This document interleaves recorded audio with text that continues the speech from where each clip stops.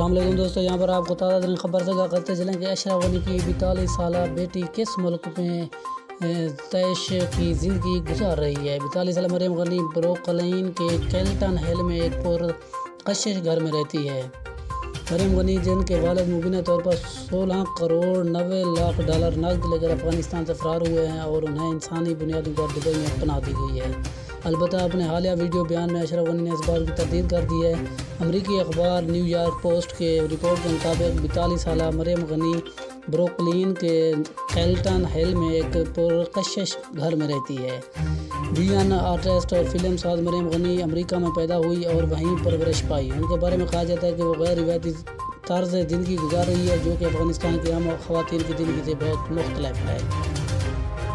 مریم نے افغانستان کی موجودہ صورتحال پر رپورٹروں سے بات کرنے سے انکار کر دیا ہے اور وہ امریکی شہریوں سے اپیل کر رہی ہے کہ وہ ان افغانوں کی مدد کریں جن کی زندگیاں ملک میں طالبان کی وجہ سے متاثر ہو رہی ہیں۔ مریم غنی نے منگل کو سوشل میڈیا پر سوالوں و جواب کے سیشن میں پوسٹ کیا۔